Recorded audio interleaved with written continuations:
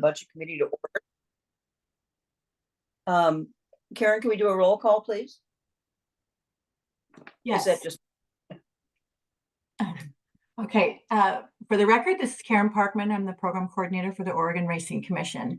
Today's meeting is the budget committee meeting, and present is Connie Wynn, Director Connie Wynn. Sorry about that. I'm trying to be professional this time and get it right, and I already blew it. Okay. Chair Doherty. here? Present. All right. I think that's it for our meeting members and myself present. Okay. Did we have a meeting agenda, or are there any additions to the meeting agenda that we have? The agenda was sent out a couple of weeks ago. No additions. Okay, seeing none, the agenda is as printed. And the first item we have is old business, and that's the 2025-2027 budget development update.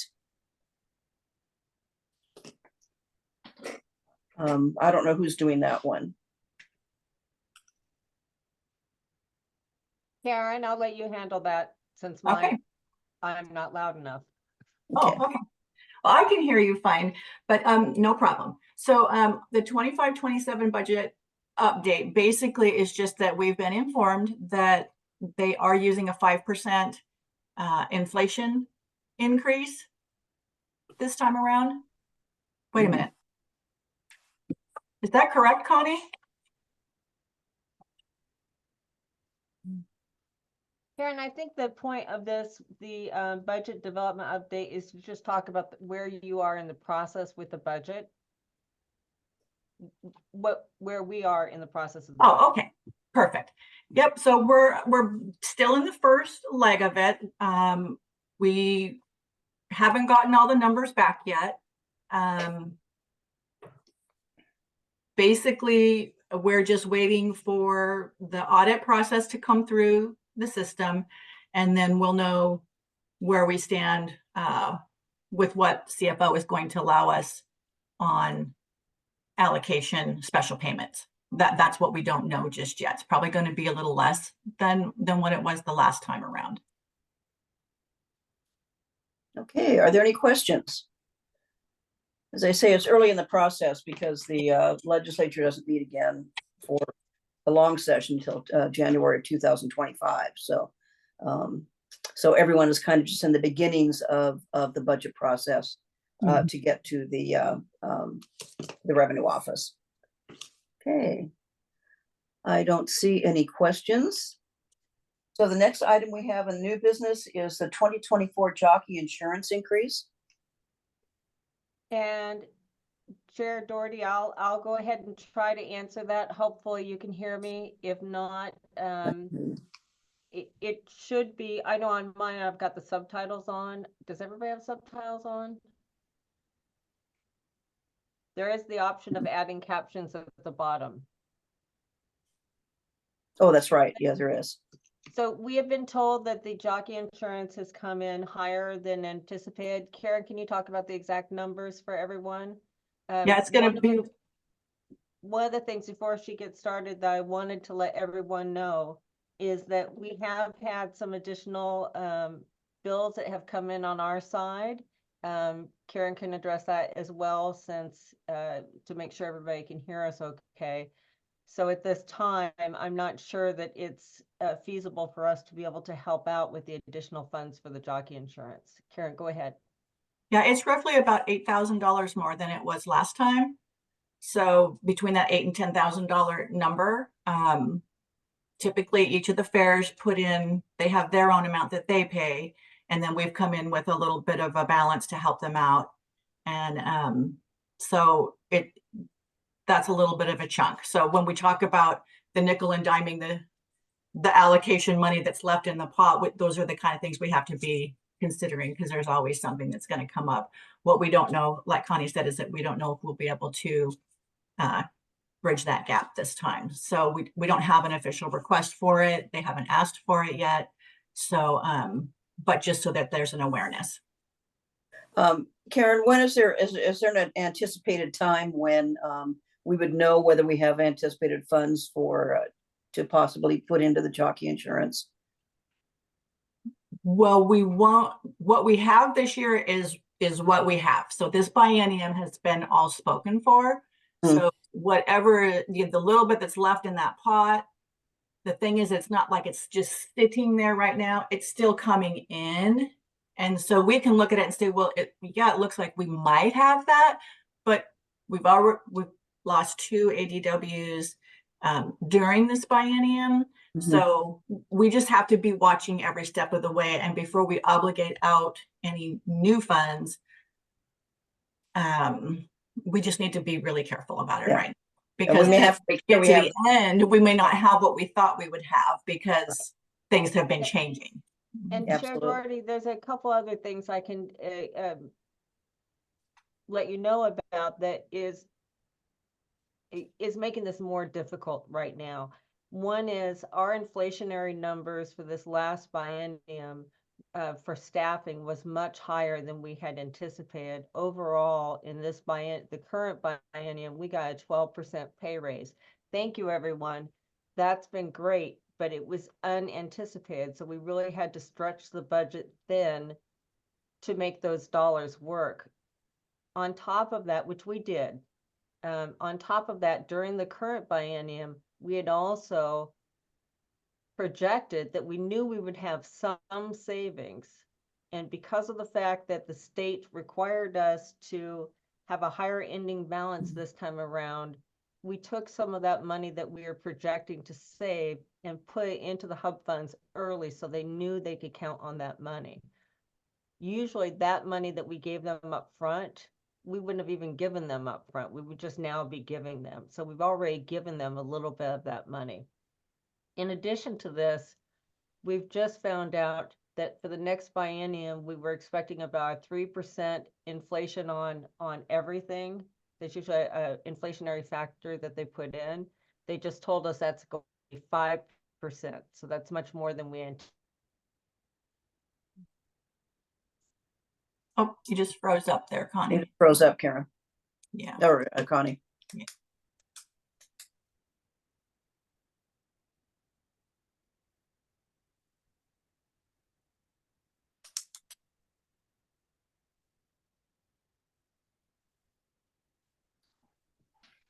Karen, while she's frozen, do you have any maybe additional things, reasons? And the one thing about this is that with any sort of agency budget, they always go through and say, okay, project this, but Right. also look at this. And we may have it and we may not have it. And I mean, knock on wood, it's been, we haven't had the recessionary factor like we did, for example, in 2010, 2008, 2009, which we just hope that the economy stays the way it is. Right. Yeah. With our budget, because we don't receive money from the general fund. And so here's your big, bag of money and this is the amount and you have it. Ours comes in as revenue that we earn. And so we project it and we're pretty close most of the time. I mean, we're very close almost every time without fail. At the end of each biennium, we've had a little pot to give out each biennium because we've underspent. So that's the reason at the end of each biennium when we go, oh, we have these extra funds. It's not really extra. It's just that it was underspent in both personal services and services and supplies. So when we underspend in operations, we can move that money to special payments and pay it. And this particular biennium, it's going to be very it's just going to be questionable whether we're going to be able to do that because our ending balance needs to be very strong because going into the next biennium where the inflation is higher, where our revenue is down some, with 2 licensees, the big licensees, as far as the business licensees of the ADWs, not having those, that's what's going to change up. So we just have to be careful about giving that money out at the end of the biennium because we actually might need it for the beginning balance to get through the, Okay, thank you so much for see the how it all explanation. rolls along here. Thank you, thank you. So Connie, I think you're still frozen out there. Problems of technology. Any other discussion on jockey insurance? And now we know the reason why we're kind of in the flux right now with that. Right. Any other questions that possibly we can answer? I can't see everybody, so. Okay, I don't see any hands up or whatever. Yeah, I don't see. Okay. The next thing we have on the agenda are the LCs. And Go ahead. let me see, I just got, Connie just texted me and said that Zoom is not letting her connect, so please go to the next item, which probably the LCs.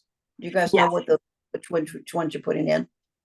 Well, so for the budget conversation, we just wanted to, and in the interest of transparency, obviously, we just wanted to make sure everyone knows that there is a cost to the agency when we do these. Yes. So that's really all this. The only reason they were on this agenda was to just inform that it's, there's going to be a cost to it as these progress on, because Legislative Council has to review and that's DOJ, and then they have to approve and do any language changes. And hopefully there's not much, but they can be roughly 3,000 each to get those. Easily. Yeah.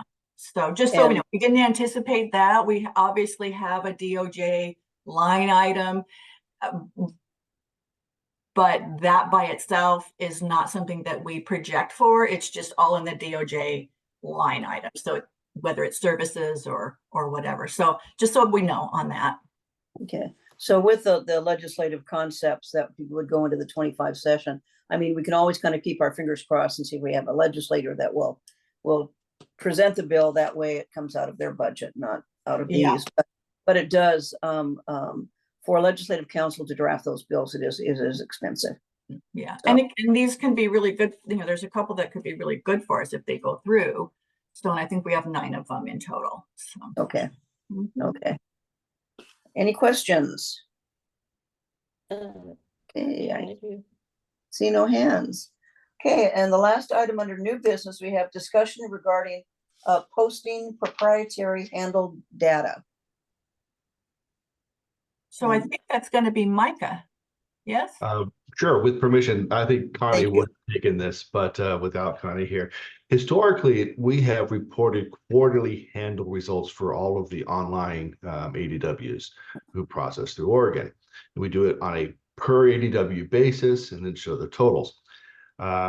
We've had a request that although many of the ADWs are publicly traded and their details are subject to public requests, some of the it puts a burden on some of the private entities that may be inappropriate to show that their growth or decline in business since they're not publicly traded.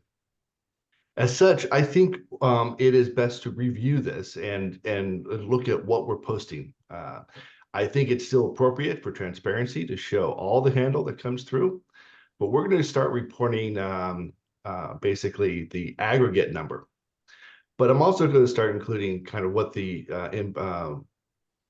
bottom line revenue is for the ORC in regards to that. It's a work in progress. We've talked with some of the other internal parties and have gotten confirmation that there is no requirement under rule. This is not under statute, under rule, that we're posting that data. So we don't believe there's anything out of line. We're just going to start changing how how and what data is being reported. Okay. Can you be specific as to like what the changes are going to be, or are you at that point yet? Right now, the path I'm leaning towards, currently every single ADW is listed and what they did on a quarterly basis for their handle. Instead, I'm going to make one line item and then a couple line items showing what the daily operational fees paid to the ORC, as well as the daily tax fee as a aggregate number reported on a quarterly basis. Okay. So we're actually going to expand some of the reporting what is being shared with the public, but we're also going to make it an aggregate number. Okay, sounds good. So everything's just lumped together so people don't have to do the math. Correct. Okay. Any questions? Okay. Seeing none, I think that's the last item we have on the agenda for new business. And so that opens up public comment. Is there any public comment? You can raise your hands. Yes, Leah? I was just wondering if Karen could tell us if the commission has any legislative concepts that they're putting in. We're putting in 9. 9. And And you say they're $3,000 a piece? yeah, it'll be about $21,000 is where we're figuring. And that's, that's if they all get moved along. It just depends on how it all goes. There's a little trail to get to that place before they're charging us for a legislative council to review. But if they all go through, that could be our, oh, here's Connie. That Yeah. could be our number. I had to call in from my personal phone, and as a correction is 7. We dropped 2. Oh, we dropped 2. Okay. Yeah, and 3,000 is the anticipated based on our prior experience. I'm hopeful that I did enough work on these where they're not going to have to rewrite them, and that should save us some money. Mhm. And we will go to specifics. We cannot go into specifics on those legislative concepts. They're considered confidential until they're released. I can tell that 4 of them would provide ORC with additional funding of some kind. Some are very, very small amounts. Okay, thank you. And Okay. when we're able to go through and talk about the legislative concepts, we can go through and do that, but it is still just a little bit early. People are developing them now. Yes, Gary? Yeah, I just wanted to, this is not a concern by any way, shape, or form. Just wanted to apply to what Mr. Lloyd said. If the data was not publicly available for greyhound handle versus horse handle moving forward, pursuant to a public information request, that would be a concern of ours. And I'm just not familiar with any racing commission anywhere in the country that doesn't provide handled by operator. But having said that, other than the concern I raised, I'm not raising a concern, just giving a thought. And I would like to address that absolutely we will continue as long as we are offering greyhound wagering. We will continue to provide those figures for you. And they will be on the site as they are now. And you can always contact me to get those. Thank you. Thank you, Ms. Wynn. So we separate horses for equines from greyhounds? We have a separate report for greyhounds. Thank you. Thank you. Okay, any other public comment? Okay, I don't see any other hands up. So anything for the good of the order? Okay, seeing nothing, I am going to adjourn the budget committee for the Oregon Racing Commission. All right. We're done. Okay, thank you all very much for your input. We appreciate it. And keep our fingers crossed with the economy. Yes. Thank you. Very much. Thank you much. Bye-bye.